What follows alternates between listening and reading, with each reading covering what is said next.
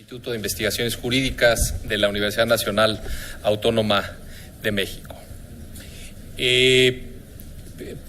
Con motivo de la presencia del magistrado presidente de Sala Superior del Tribunal Electoral del Poder Judicial de la Federación, permítanme hacer un brevísimo en verdad,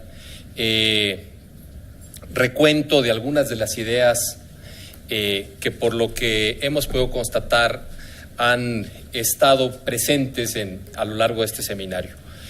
El primero es la idea de simplificar estructuras, simplificar juicios, simplificar procesos, procedimientos en aras de fortalecer la accesibilidad a la justicia electoral.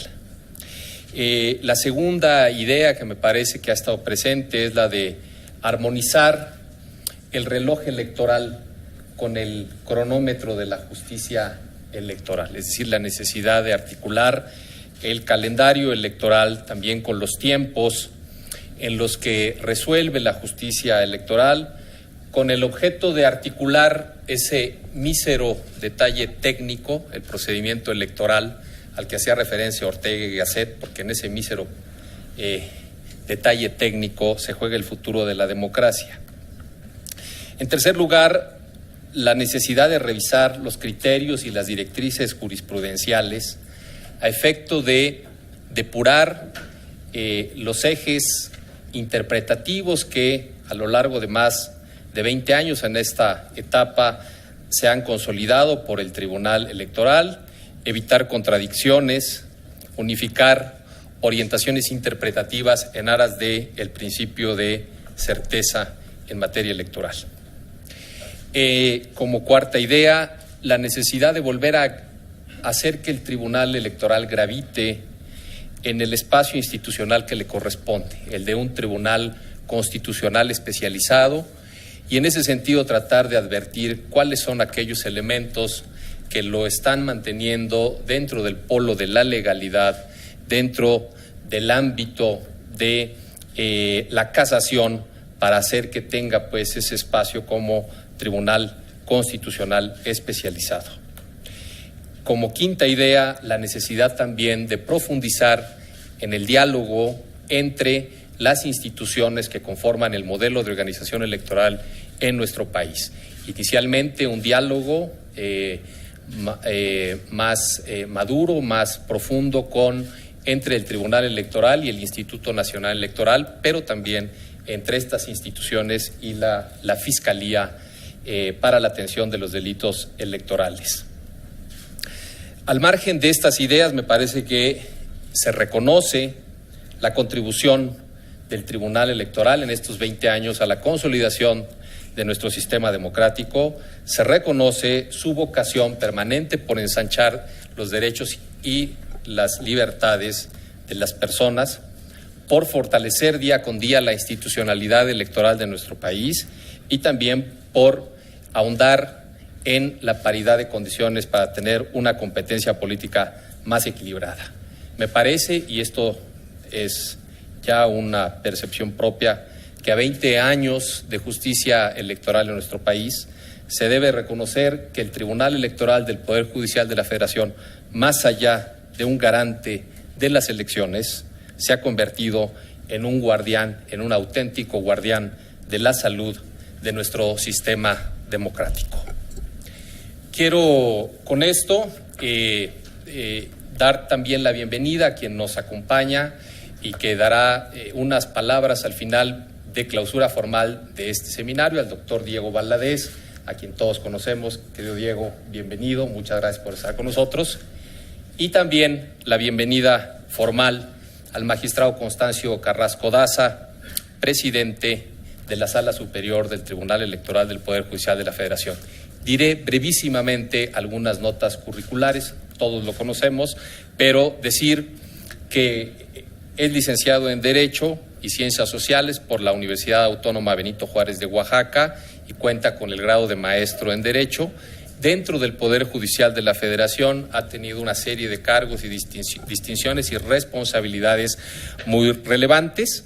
Destaco su participación como juez de distrito, como secretario de Estudio y Cuenta de la Suprema Corte de Justicia y como subprocurador también de Justicia, profesor dentro de la parte académica de la División de Estudios de Posgrado de esta Universidad Nacional, específicamente en la Facultad de Derecho, y también como distinguido catedrático en su alma mater en el estado de Oaxaca. Fue consejero de la Judicatura Federal y actualmente es magistrado presidente, como ya lo notaba, de la Sala Superior del Tribunal Electoral del Poder Judicial de la Federación. Magistrado, un honor que estés con nosotros para este cierre de un seminario que ha sido muy productivo, muy fructífero, y qué mejor que terminar con tu reflexión. Tienes el uso de la palabra. Muy amable, César. Muy buenas tardes a todas y a todos. Permítame hacer dos reflexiones. Mejor permítame hacerlas porque de todos modos las voy a hacer. La primera, cuando César me invita a la clausura en día viernes a las 2 de la tarde, lo que me animaba, dije, bueno, pues tendré menos de medio auditorio seguramente, y eso me animaba muchísimo. Un auditorio completo, y eso me ocupa más que me preocupa, de veras, que esté el auditorio como son los auditorios universitarios. En segundo lugar, me preocupa más que en la mesa me acompañe de veras el doctor Diego Valadez, el gran referente de la teoría constitucional mexicana. Es como lo observamos todos en el país, fundamentalmente quienes aspiramos siempre a formarnos como jueces constitucionales, como jueces de distrito. Él lo sabe. Agradezco muchísimo su presencia porque la veo como ancla de este seminario que con tanto acierto ha coordinado el doctor César Astudillo. He estado viendo los distintos escenarios y los temas que se han debatido en el foro. He dado un seguimiento medianamente puntual a las temáticas, a las reflexiones. Créanme que en los espacios que nos permite la labor lo hemos hecho, y creo que ha sido verdaderamente un foro de reflexiones y muy importante. Déjeme decir algo. Yo creo que todo seminario se juzga por la oportunidad. Sin duda alguna, en sí es valioso realizar un seminario, pero la oportunidad con que se hace un seminario de frente, por supuesto, a nosotros que hablamos del orden jurídico, creo que tiene un elemento diferenciador. No sé, porque no es parte de una temática en la que me haya involucrado. Si estamos de frente al proceso electoral de 2018 hacia una reforma sustantiva a las leyes electorales en el país, esa reflexión, por supuesto, debe nacer de la sociedad civil, la ciudadanía, partidos políticos, quienes aspiren a tener candidaturas independientes, de la política misma, de quienes conforman los órganos del Estado mexicano que se involucran precisamente en el proceso de reforma, ya sea constitucional o legal. En los tribunales, por supuesto, que tenemos que estar atentos a un debate sobre una posible reforma electoral en materia sustantiva. Algunos de los temas que todos ustedes que están interesados saben que ya se comenta, una revisión del modelo de comunicación política, en fin. Son reformas que miro pues solo en el espacio de reflexión. Siento que hay una reforma, y creo que esto es lo que concibió el doctor Astudillo cuando desarrolló los objetivos trazados en el foro, que hay una reforma impostergable. Y permítame ponerlo así y darlo en ese contexto. Hay una reforma impostergable en materia electoral, y es la reforma a nuestra Ley General del Sistema de Medios de Impugnación. Y no porque tenga exactamente 2 décadas, y no porque haya vivido 2 o 3 reformas legales solamente en esas 2 décadas. Una norma procesal se mira siempre distinto a los fenómenos de reformas sustantivas en cualquier materia, en cualquier sede. Las reformas procesales hoy en todas las materias creo que se imponen por razones muy profundas. El concepto de debido proceso, la evolución de ese concepto, por ejemplo, en el sistema interamericano, a partir de la interpretación que su máximo intérprete ha hecho de los artículos 8 y 25 de la Convención Americana, es un concepto muy diferente al concepto de debido proceso que teníamos arraigado, por ejemplo, en 1980, 1990, en nuestro corpus juris nacional. Solo para poner en contexto las reflexiones que quiero hacer con ustedes, el artículo 8 de la Convención Americana, que determina las garantías del debido proceso judicial, que todos entendíamos garantías del debido proceso judicial, pues las garantías inherentes a los procesos que se llevan en los poderes judiciales, procesos civiles, procesos laborales, cuando están depositados en los poderes judiciales, por supuesto el proceso penal por excelencia al que se refiere el artículo 8 de la Convención, procesos familiares. Ha crecido en la interpretación jurisprudencial de la Corte Interamericana y por fortuna en eso nos estamos orientando a las garantías no solo del proceso judicial formal y material, sino también a las garantías de frente a los procesos contenciosos administrativos, por ejemplo, que sigue cualquier órgano de uno de los estados parte que está facultado para instaurar esa clase de procesos que puede traer como consecuencia la privación, la restricción de un derecho humano. Entonces, se ha potenciado y difractado en muchísimos puntos las garantías del proceso judicial. En esa perspectiva es que hoy tenemos que revisar si una ley que nace a finales de 1996, hay que decirlo, todavía el Estado mexicano no había tenido su primer proceso de transición política en 1996. Como recuerdan, me refiero al titular del Poder Ejecutivo Federal. Si esa ley que nace en 1996, por supuesto, en esa década representó una evolución, primero del reconocimiento jurisdiccional de la materia electoral, que eso es que hay que valorarlo en ese espacio, en esa temporalidad. Pero si esa ley requiere o no una renovación 20 años después, fundamentalmente porque hemos tenido en esos 20 años, permítanme ponerlo así, una revigorización de las normas sustantivas electorales que podríamos hacer todos los seminarios que ustedes imaginan y tendríamos llenos todos los calendarios del año para los seminarios de reformas constitucionales y legales en materia sustantiva electoral. Y lo digo sin desmesura.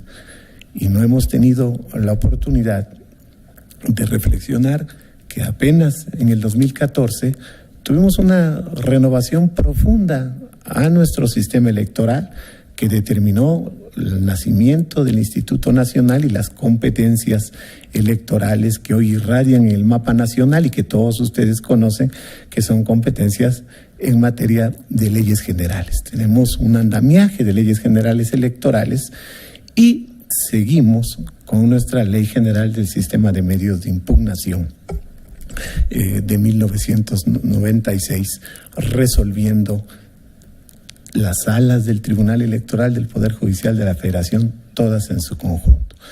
Déjenme solo, porque el espacio de tiempo es breve, una reflexión, dos reflexiones importantes con ustedes en torno a eso. La primera, nuestra Ley General del Sistema de Medios establece expresamente en su artículo 6, de manera literal, permítanme leerlo así de manera muy breve. Establece en el artículo 6, arábigo segundo, en ningún caso la interposición de los medios de impugnación previstos en esta ley producirá efectos suspensivos sobre el acto o resolución impugnados. Es así de literal nuestra Ley General del Sistema de Medios, ¿eh?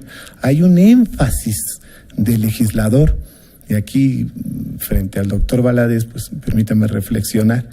El legislador, su interpretación parte del principio de la racionalidad, del uso del lenguaje del legislador, para que a partir de eso nosotros interpretemos esta racionalidad. El legislador hace un énfasis y determina: en ningún caso. Creo que ahí pues ya nosotros como intérpretes tenemos una problemática en el criterio de interpretación, o por lo menos así lo asumo.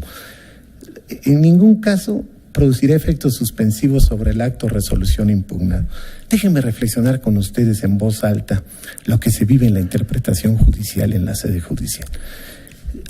Permíteme hacer un ejercicio de laboratorio sin ningún otro afán.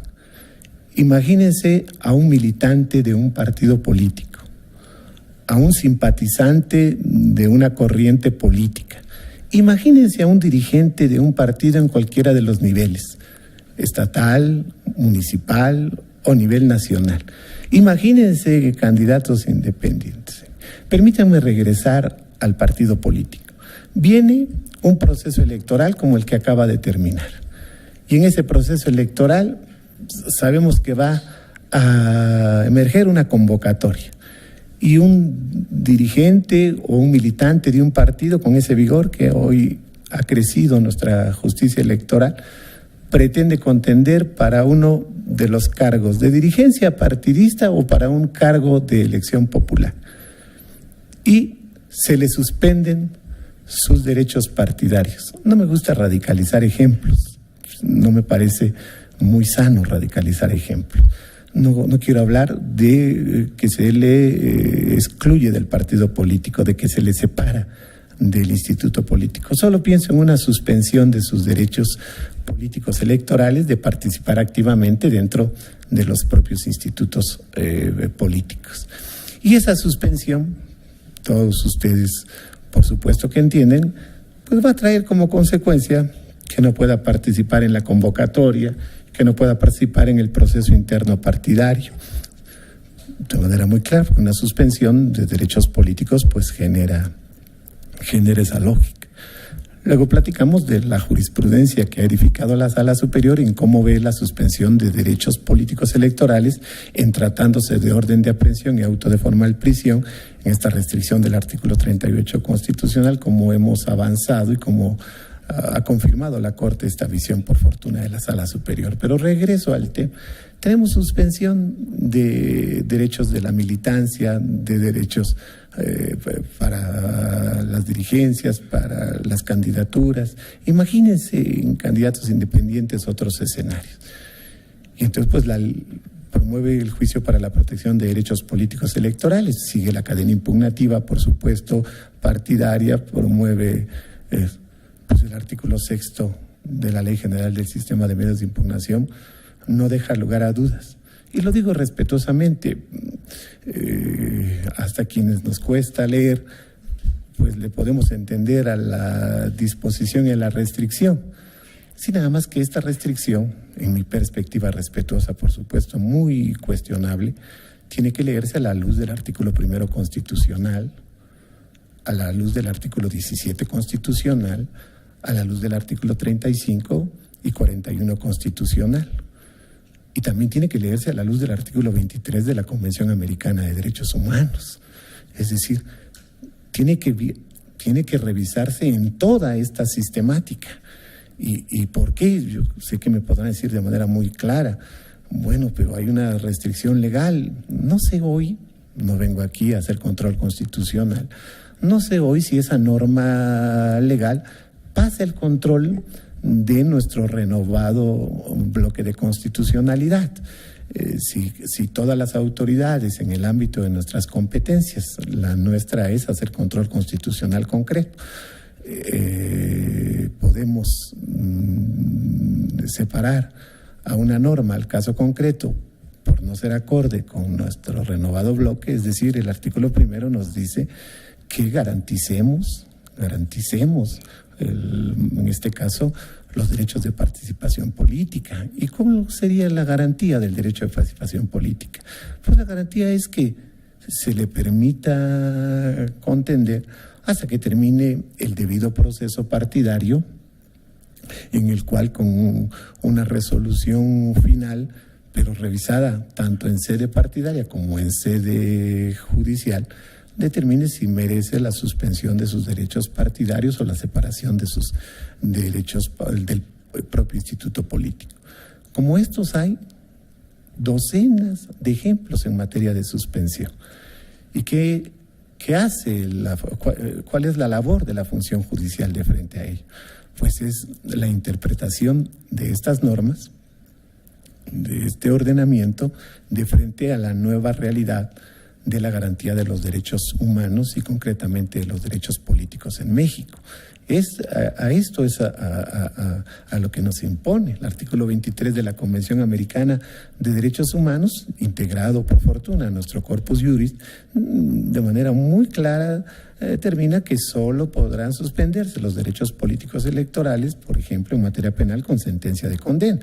Mutatis mutandi en materia de procedimientos administrativos sancionadores con una resolución firme en el que se hayan agotado todas las instancias del debido proceso del Estado parte de la Convención.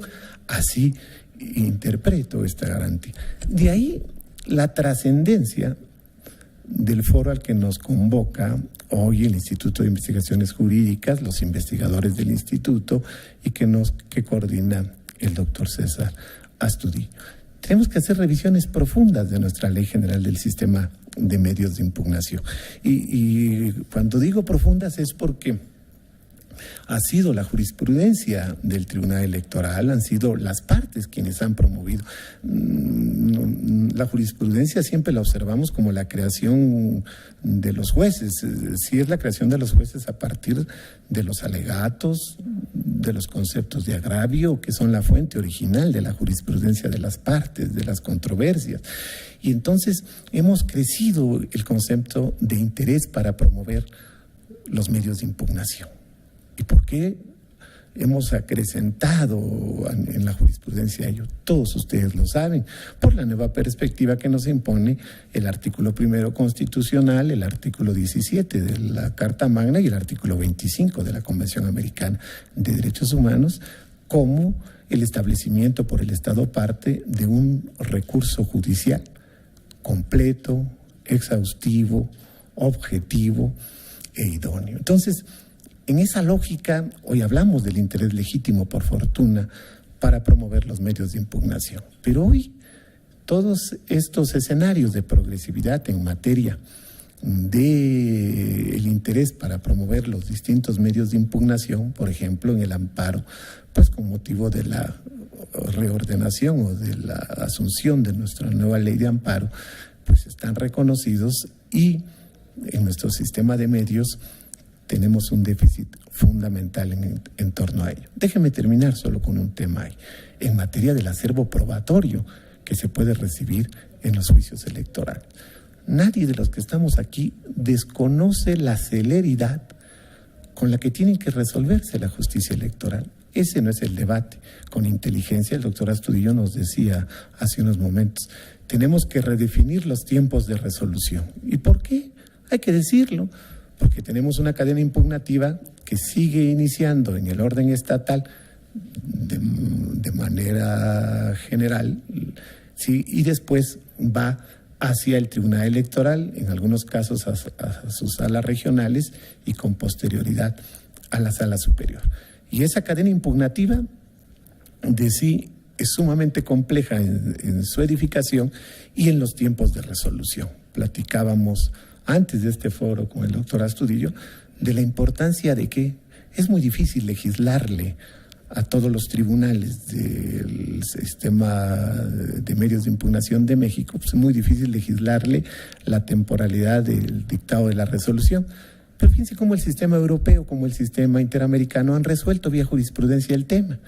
Hay jurisprudencia sobre plazo razonable de juzgamiento.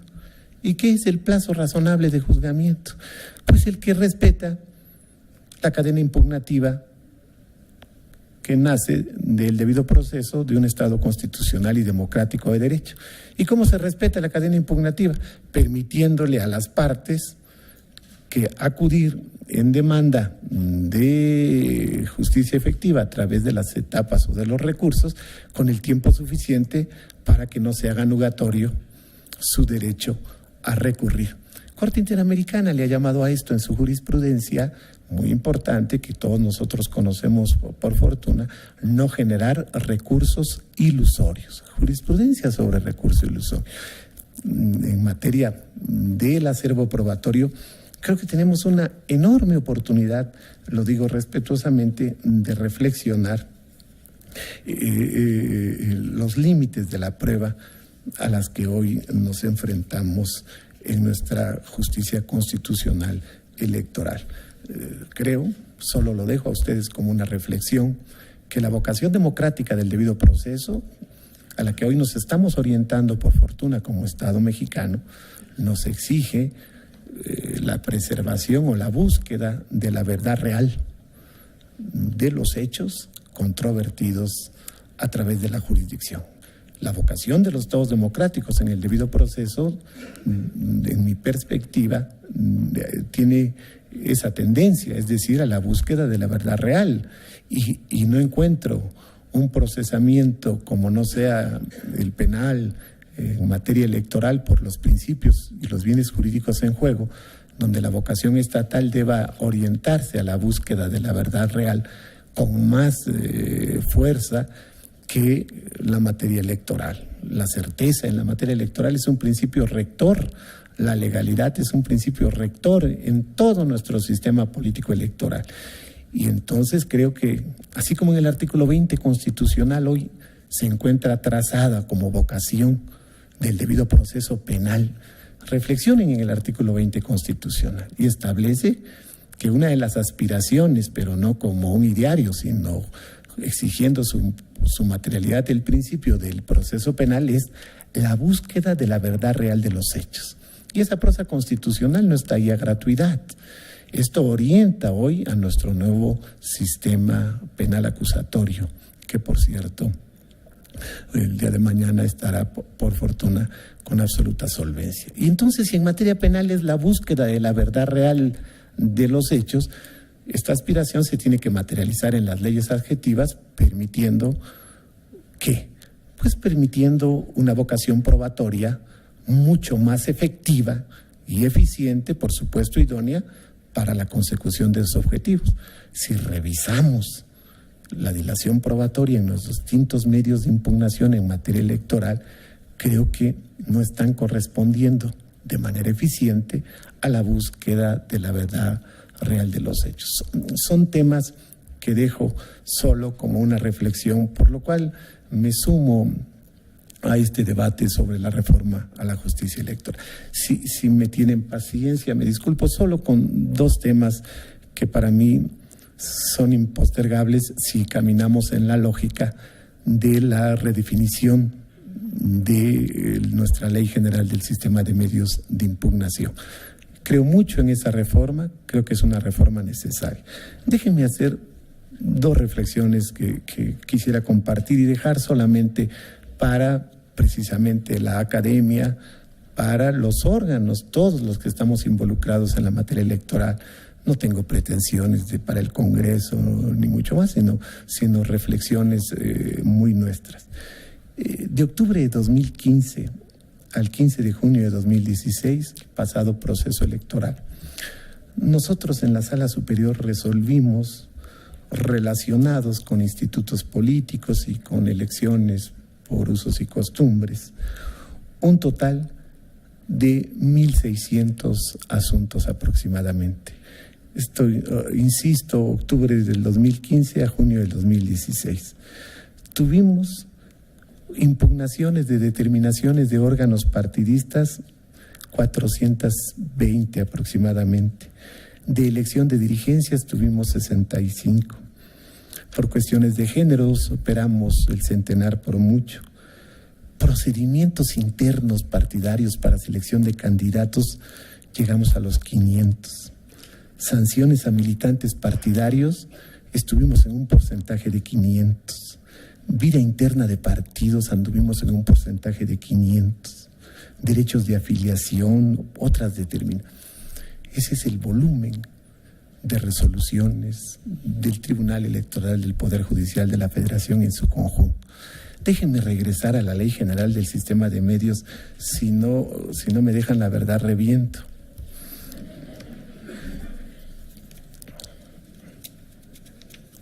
Artículo 2 de la Ley General del Sistema de Medios de Impugnación. Para la resolución de los medios de impugnación previstos en esta ley, y nos impone el legislador cómo debemos interpretar. Fracción tercera, arábigo tercero.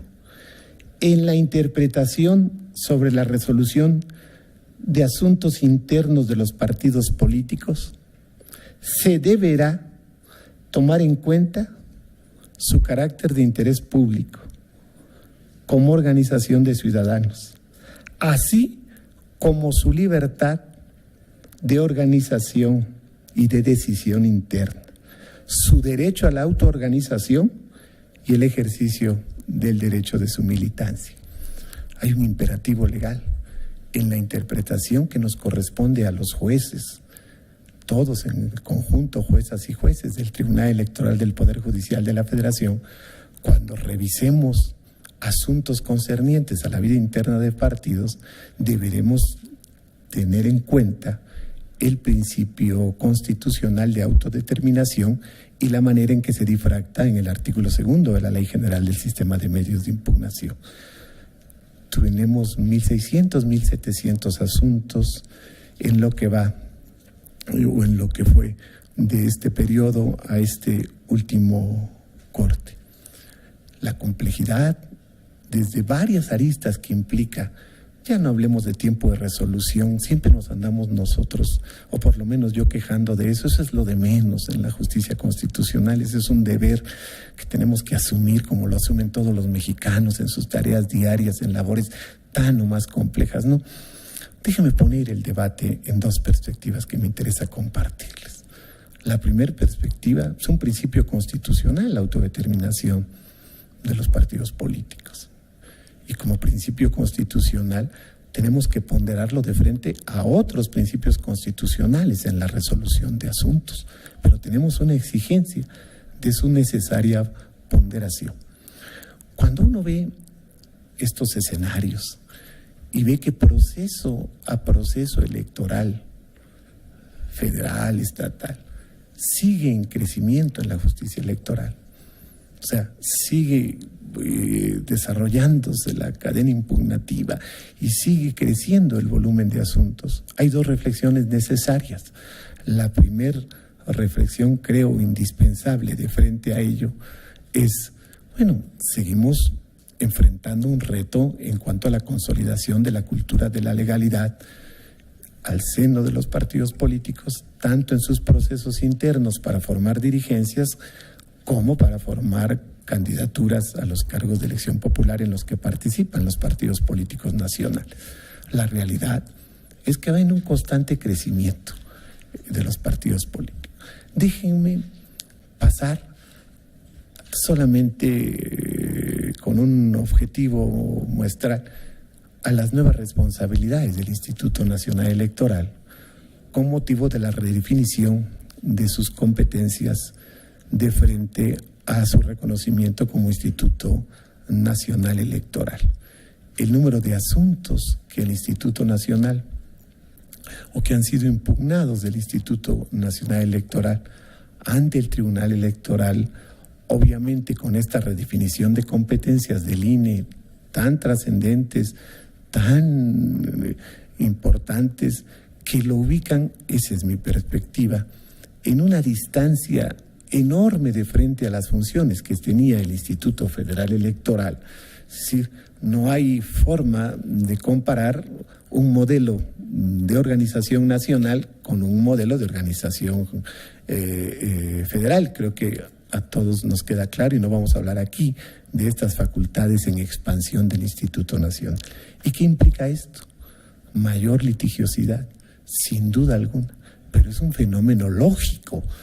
en una democracia que todos los días se sigue construyendo. Por eso el escenario de medios de impugnación que conocemos de frente a los que resolvíamos del Instituto Federal Electoral ha crecido ostensiblemente, con una acentuación. Se están desarrollando las competencias y atribuciones del instituto, y siempre en el desarrollo de un órgano de este calado, de los órganos constitucionales autónomos, trae como consecuencia una mayor búsqueda de la legalidad en las funciones de estos órganos.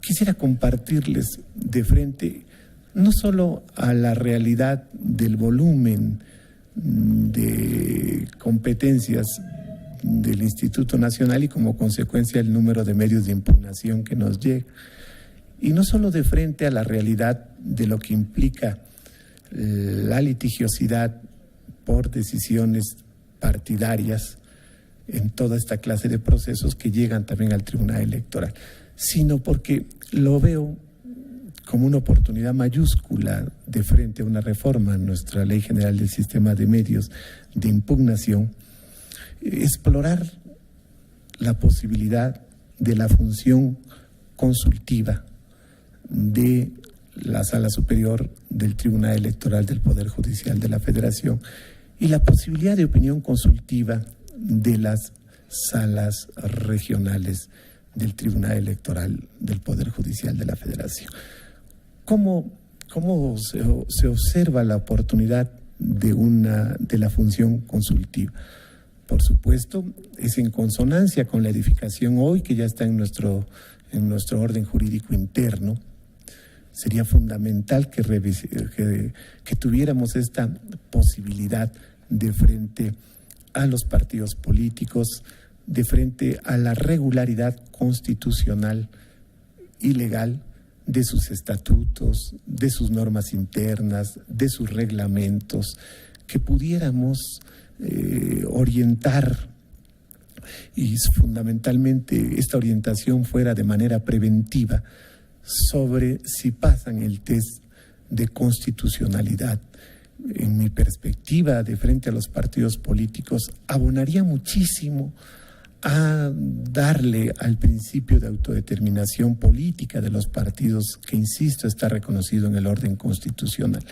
Creo que abonaría muchísimo a no verse como una intromisión o sentirse como una intromisión la justicia contenciosa, que esa es la que tenemos en el Tribunal Electoral, a la competencia contenciosa del tribunal, que dictada, por supuesto, ex post a las interpretaciones de las normas estatutarias y todo el andamiaje normativo y reglamentario de los partidos, se da una vez que el partido dicta el acto o resolución.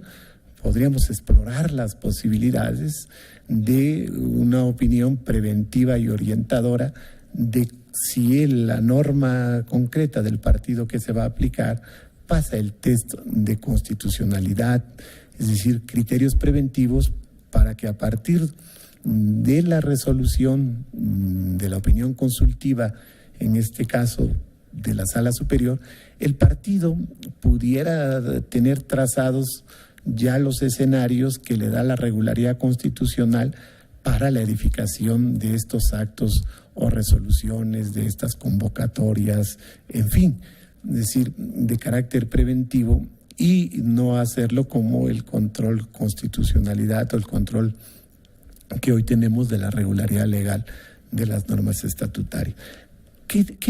¿Cuáles son las virtudes de la materialización de resoluciones consultivas? Primero, son de carácter orientador, esto es, lo digo así, tienen como finalidad pues despejar un problema de interpretación de todo el andamiaje normativo, por ejemplo, partidario que tenemos hoy en México, de cara a la Ley General de Partidos y a las normas estatutarias, que es mayúsculo y por lo tanto se vigoriza mucho en los casos concretos. Es preventiva porque porque busca evitar que a través de un acto o resolución concreto se materialice una violación al orden constitucional o al orden legal. ¿Qué hace un tribunal cuando realiza esta función consultiva? Sin duda alguna, un juicio de conformidad o de compatibilidad entre normas, en este caso estatutos, reglamentos, con nuestro orden legal y nuestro orden convencional. No solo tiene como mérito, ustedes lo saben, que obtenemos el sentido interpretativo más apropiado de las normas constitucionales y convencionales ya en nuestro orden jurídico, ¿no? Eso de suyo fortalece el sistema de regularidad constitucional y ya es un mérito, sino que previene que esta clase de actos o resoluciones se vayan a dictar en contravención a estas normas. En nuestro sistema interamericano, integrado al Corpus Juris, en el artículo 64, los Estados miembros de la organización tienen derecho a formular interpretaciones consultivas a su máximo intérprete, que es la Corte Interamericana, sobre la propia convención o sobre convenciones que rijan también en el sistema interamericano. Ya es de viejo cuño en el sistema interamericano, la primera interpretación fue en 1982, ya es una experiencia. Está aprobada la opinión consultiva en otras latitudes, en democracias consolidadas. Yo estoy aquí de frente lo digo claramente, a estudiosos. Está en España, lo establece la norma fundamental española de manera muy, muy importante, porque establece que cuando un órgano jurisdiccional, es decir, las partes legitimadas son los jueces, que integran, por supuesto, los órganos jurisdiccionales, en los procesos en materia de su competencia, observen que una norma que tiene, por supuesto, rango legal, que se va a aplicar al caso concreto que está decidiendo la jurisdicción de ese juzgador, de cuya validez pueda depender la orientación del fallo, y esta puede ser contraria al orden constitucional, plantea la cuestión de inconstitucionalidad al Tribunal Constitucional. El mérito de que asegurar que la actuación del legislador se mantiene dentro de los límites establecidos por la Constitución es un mérito ya mayúsculo para mí, pero lo fundamental es que soluciona previamente un caso concreto que toda decisión ex post.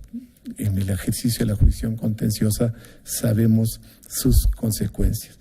Italia lo ha desarrollado de manera más amplia en cuanto a la legitimidad. En materia penal también corresponde esta función a los fiscales dentro de los propios procesos penales y corresponde, por supuesto, a la judicatura. En Alemania es similar, yo no hablaré más de ello.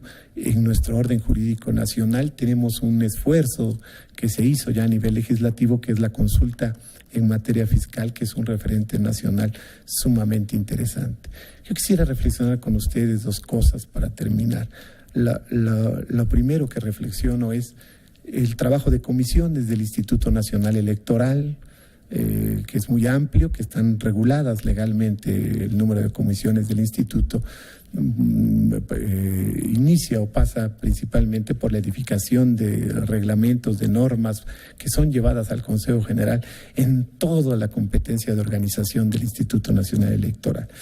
Si tuviéramos la oportunidad a nivel legal de tener opinión consultiva para que el Instituto Nacional, los organismos públicos locales pudieran acudir al Tribunal Electoral a formalizar consultas por sus propios acuerdos generales, en este caso, por ejemplo, con mayorías simples de los integrantes del Instituto Nacional Electoral, de su Consejo General, que tienen derecho a voz y voto. Si pudiéramos darle esta legitimidad a las comisiones del Instituto Nacional en materia de acuerdos que tengan que ver directamente con las atribuciones de estas comisiones, y pudiera la justicia electoral, que ahí me parece el mérito, de manera preventiva, observar la regularidad constitucional, legal de estos acuerdos generales que se proyectan, las facultades del instituto.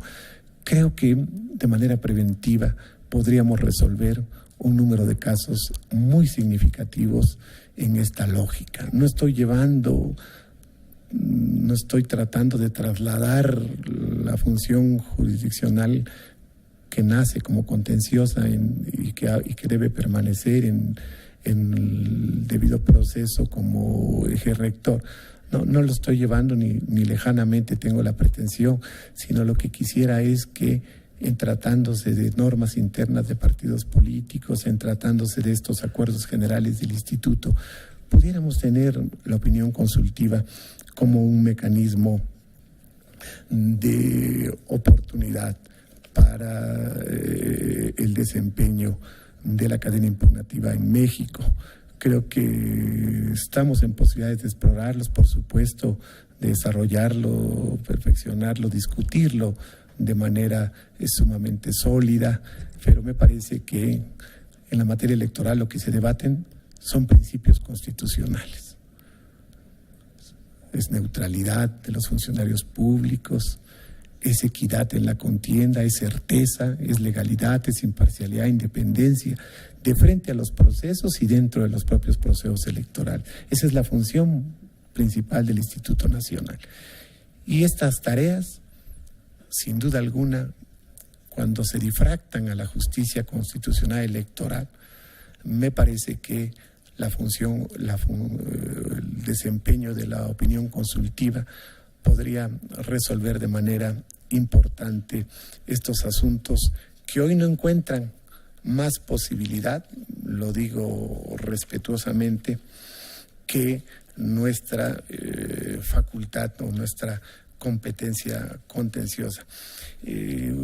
La Sala Superior edificó el año pasado un criterio que yo les comparto, un ejercicio de interpretación, consultas.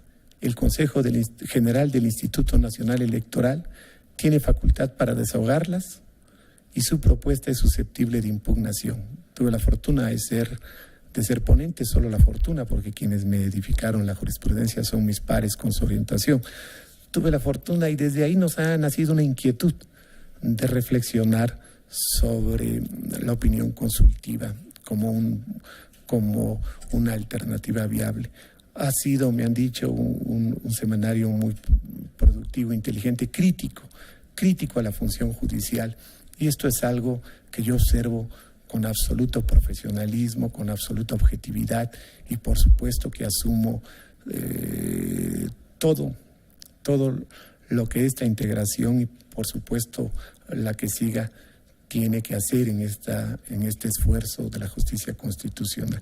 Déjenme terminar con una cita de un juez constitucional que se ha vuelto un referente, por fortuna, de los jueces federales en nuestro país, que es el juez Aharon Barak. Dice Aharon Barak: la tensión entre los tribunales y las otras ramas del derecho y las otras ramas del poder y las partes es natural. Y en mi opinión, dice Barak, también es deseable. Si los fallos de los tribunales siempre fueran satisfactorios para las partes, para las otras ramas del poder público, levantarían sospechas de que el tribunal no estuviera cumpliendo adecuadamente con su papel en la democracia. Así, la crítica de los fallos del tribunal es algo adecuado y benéfico para sí mismo y para sus jueces, ya que la crítica ayuda a vigilar a los guardianes. Los asuntos comienzan a deteriorarse cuando la crítica pierde objetividad y se transforma en ataque. Lo digo de manera muy clara. Bienvenida la crítica dura, vehemente a nuestro desempeño en el Tribunal Electoral. A mí lo único que me hace es generar más compromiso para tratar de hacer, como lo hacen mi compañera y mis compañeros al seno de la Sala Superior, nuestro mejor esfuerzo. Estuvieron aquí todos mis pares de la Sala Superior participando en este encuentro que sin duda alguna la máxima casa de la expresión del debate crítico de México, que es la Universidad Nacional, nos permitieron. El magistrado Salvador Nava Gomar no pudo venir.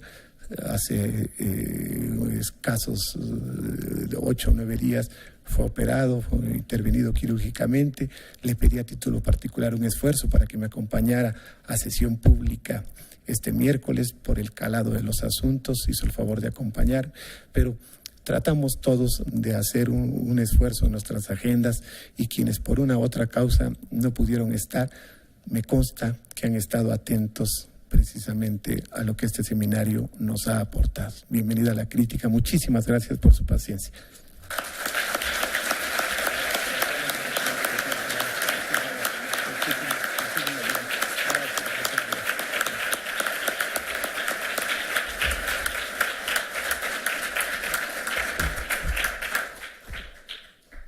Agradecemos enormemente la participación de el magistrado presidente de la Sala Superior, el magistrado Carrasco Daza, por estas ideas que son producto, sin lugar a dudas, de una vida dedicada a la función jurisdiccional dentro de nuestro país. Y además con esta propuesta tan interesante de la opinión consultiva, que sin lugar a dudas orienta o va en el sentido de fortalecer un diálogo institucional importante hacia los partidos, los candidatos, las instituciones electorales, los nuevos sujetos regulados por el orden electoral y sin lugar a dudas por los ciudadanos. Una propuesta que sin lugar a dudas tendremos que analizar en toda su extensión porque es muy interesante para acoplarla a nuestro orden electoral. Gracias magistrado, te apreciamos muchísimo tu participación. Y para la reflexión final y las palabras de clausura de este seminario, quiero pedirle al doctor Diego Valadez, quien también en su calidad de presidente del Instituto Iberoamericano de Derecho Constitucional ha sido uno de los coorganizadores de este seminario, que nos dé unas palabras de reflexión, no sin antes agradecerle a él y agradecerle también al equipo de colaboradores tanto del Instituto como del Instituto Iberoamericano por su ayuda para la adecuada concreción de este seminario, que nos dirija pues unas palabras finales. Querido Diego. Muchas gracias, querido y admirado amigo César Astudillo, por darme la oportunidad de estar al lado suyo y al lado del presidente Carrasco y ante un público tan distinguido como el que ha estado participando en este seminario. Les ofrezco de antemano que voy a hacer, contra toda mi tradición, muy breve. Pero solo quiero subrayar algunos elementos. Desde luego, no abordaré los temas que ustedes han venido escuchando a lo largo de este seminario, porque no haría sino repetir, y no en los mejores términos, porque no es mi especialidad el derecho electoral, lo que se ha dicho aquí de manera muy brillante. Pero sí debo, en primer lugar, felicitarme a mí mismo como universitario, como abogado y sobre todo como ciudadano, por haber escuchado esta brillante reflexión final que nos ha hecho el presidente Carrasco. Sabemos que cuando se dan la confluencia de experiencia e inteligencia, todo lo que se puede esperar es lo que hemos recibido hoy, una auténtica conferencia magistral. Y recojo lo que muy bien señalaba César Astudillo, esta idea de la opinión consultiva. Creo que debe ser recogida no solo por lo que representa en cuanto a su contenido, sino porque en el contexto de lo que es el seminario sobre reforma de la justicia electoral, vale la pena que hagamos una diferencia. La reforma se puede dar por la vía, valga la aparente redundancia, por la vía formal, pero también se puede dar por la vía de las mejores prácticas. Los mexicanos, en general, somos muy aficionados desde hace un par de siglos a ponerlo todo en leyes. Ahora ya no lo ponemos en leyes, ahora lo ponemos además todo en la Constitución. Bueno, esto tenemos que irlo superando. Y tenemos que pensar, pero este es un acto de confianza entre nosotros mismos, que también las buenas prácticas contribuyen al buen funcionamiento de las instituciones. No es necesario reformar la Constitución. Por ejemplo, la Constitución no permite que respiremos, pero respiramos. Es casi un acto inconstitucional o aconstitucional. O sea, todo lo queremos regular. No es necesario que legislemos para que se produzca lo que el presidente Carrasco acaba de sugerir en esta mesa, que haya opinión consultiva. Esto forma parte de una relación institucional y personal que es de esperar, y que en la medida que se desarrolle este sistema de generación de conductas a partir de la práctica, permitirá que la ley tienda a recuperar su sentido de disposición general y no de disposición reglamentaria y ultrarreglamentaria, como lamentablemente experimentamos en el caso mexicano. De manera que, pues, ese es solo uno de los aspectos brillantes de la conferencia que todos hemos escuchado, y no repito los demás porque todos, con el aplauso que le hemos dado, hemos correspondido a su brillante aportación. Quiero agradecer a mi admirado y querido amigo César Astudillo, como ya dije, esta oportunidad, porque además César Astudillo participa como el promotor fundamental y dinámico, creativo, como todos ustedes lo conocen, de la Academia de Derecho Electoral en el seno del Instituto Iberoamericano de Derecho Constitucional, con lo cual no solamente está encabezando muchas reflexiones académicas en torno a los sistemas electorales y a los procedimientos electorales en México, sino también en nuestro hemisferio. De manera que no solo le agradezco por invitarme aquí, sino le agradezco por apoyarme en el Instituto Iberoamericano en una labor tan relevante como es esa. Como reflexión, ya para que todos vayan a comer, digo vayan porque yo tuve la precaución de comer un poco antes de venir, que ustedes no lo hicieron, pero yo cuando estoy invitado a estas horas siempre llego con los niveles de glucosa adecuados. Bueno, quiero decirles, amigas, amigos, que lo que estamos viendo en este seminario es lo más importante que podemos constatar como miembros de una comunidad política. Vivimos en una etapa de inconformidad y de escepticismo. Yo formo parte de los inconformes, pero no de los escépticos. En cuanto a inconformidad, los invito a que me acompañen y los acompaño yo mismo a ustedes. En cuanto a escepticismo, no hay espacio para darle cabida. Y no hay espacio porque para eso los invoco a ustedes. Miren, en este salón, con excepción de mi querido amigo Alfonso Muñoz de Cote y mío mismo, no incluyo a Hugo Concha porque él es canoso prematuro, pero Alfonso y yo somos los de mayor edad y yo le llevo varios meses a Alfonso. Todos ustedes son más jóvenes que nosotros, me refiero a Alfonso y a mí, incluyendo el presidente. ¿Por qué lo digo? Porque este sistema acerca del cual se ha debatido es el sistema que tiene 20 años, o sea, no tiene más que un suspiro en la vida de un país. En el orden de la sociología se estima que es 20 años lo que corresponde a una generación, pero estas eran las estimaciones que hacían Simmel y otros en el siglo XIX y luego Durkheim. No corresponden ni siquiera a lo que es una generación en el siglo XXI donde la expectativa de vida se ha ensanchado. Pero no me voy a meter a esas honduras. Aceptemos el criterio clásico de generaciones de 20 años. Es una generación. Y en una generación el país cambió. Por eso les digo que podemos estar inconformes y querer mejores cosas, pero no escépticos, porque sí hemos avanzado. Miren ustedes, ¿qué ha pasado en estos 20 años en el orden jurídico?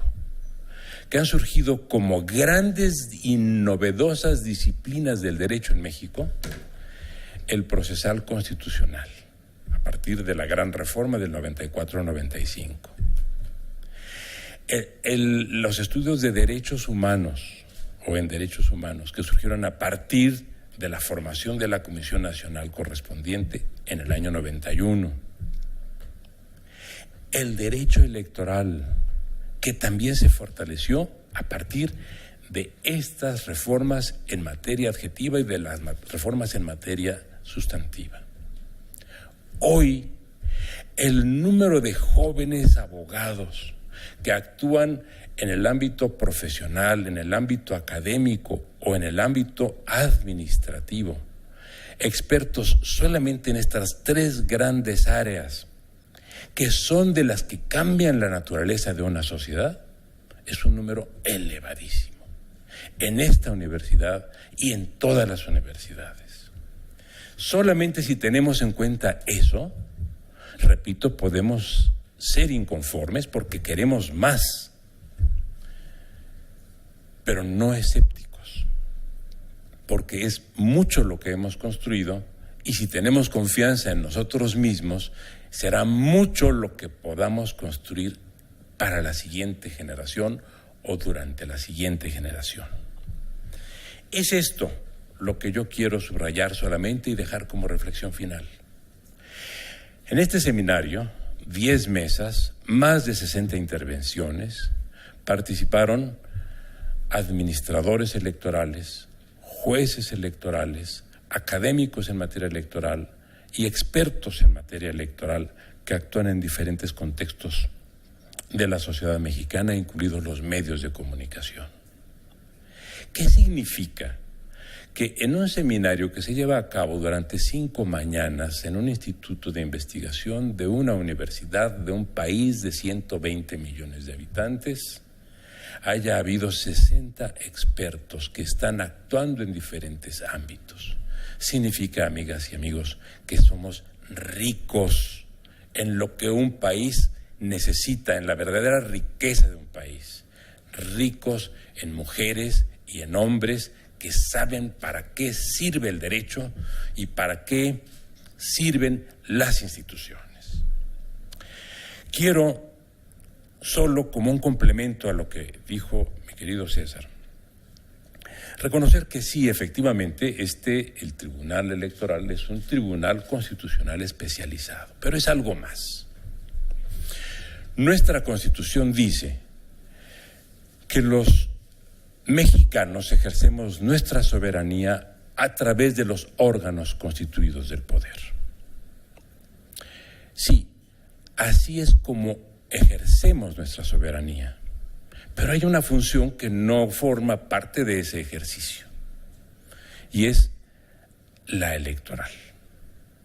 Entonces sí, cuando se legisla, cuando se juzga, cuando se administra, es la forma como se ejerce la soberanía, como ejercemos nuestra soberanía a través de los órganos constituidos, porque finalmente todos los órganos constituidos lo son gracias a nosotros, por elección en primer grado o por elección, si así se quiere, también en segundo grado.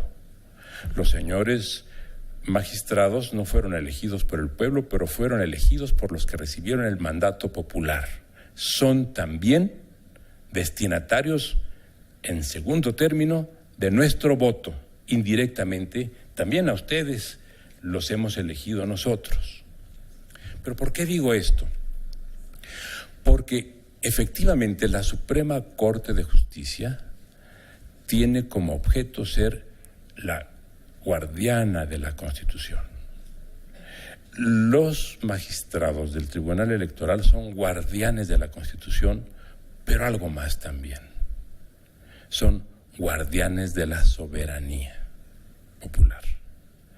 Porque si bien nosotros ejercemos nuestra soberanía a través de los órganos constituidos, actuamos como soberanos cuando elegimos. y como actores soberanos dejamos encomendada la administración y la tutela de nuestro sufragio a los órganos electorales llamados Instituto Nacional Electoral y Tribunal Electoral. De suerte que la función del tribunal es todavía más compleja que la de solo custodia de la Constitución. Es un tribunal custodio de la soberanía. Por eso es tan importante que haya este elenco maravilloso que está aquí. Todos ustedes están involucrados en algún aspecto del espectro electoral. O bien como Santiago Nieto en la parte vigilante de que no haya distorsiones, o bien los magistrados, los secretarios, los profesores, los investigadores. Todos los que estamos en esta sala tenemos algún vínculo con este gran tema. Y de ahí que yo solo termine transmitiendo a ustedes este mensaje de optimismo, porque vivimos en una etapa, además preocupante, por el gran cuestionamiento que se da a la política y a las instituciones. Y esos dos cuestionamientos le atañen directamente a las instituciones electorales. Le pegan por el lado de la duda en cuanto a la política y lo golpean por el lado de la duda en cuanto a las instituciones. Hoy se debate en el país, y tengo que decirlo con cierta pena, me produce una emoción o reacción dual, esta llamada coloquialmente Ley 3 de 3. ¿Qué significa y qué expresa? La desconfianza por el servidor público. Sí, son 675,000 las personas que se decantaron porque esa ley se aplicara en sus términos. Y son muy pocos los legisladores que dijeron sí, pero con otras características. Bueno, si se preguntara a la ciudadanía, esto voy a decir una barbaridad, pero finalmente me ampararé en Platón y en la apología de Sócrates. Sócrates fue condenado democráticamente. Si se dijera, muy democráticamente, fue el pueblo de Atenas el que dijo que era un falsario y que merecía la cicuta. Así es. ¿Qué pasaría si se preguntara a la ciudadanía mexicana: ¿quieren ustedes encarcelar a todos los servidores públicos? ¿Y saben ustedes qué pasaría? Que la mayor parte diría sí, todos a la cárcel. A ver, ¿eso es razonable y es justo? No. Amigas, amigos, el eje de la desconfianza afecta y pervierte esa percepción del funcionario. La realidad es que lo que predomina, lo que más hay en todos los ámbitos de la administración, e incluyo en esto a las policías, son gente honorable. Pueden variar los porcentajes, pero lo que domina es la honestidad. Y aquí se ha puesto en evidencia, porque lo que aquí se ha discutido ha sido muy profundo y la mayor parte de quienes han participado en las deliberaciones y también entre ustedes son servidores públicos. Lo que tenemos que hacer, por tanto, es dar esa respuesta necesaria, mostrando que la honorabilidad es lo que rige entre nosotros, pero que estamos dispuestos a combatir la corrupción que afecta el trabajo de todos nosotros.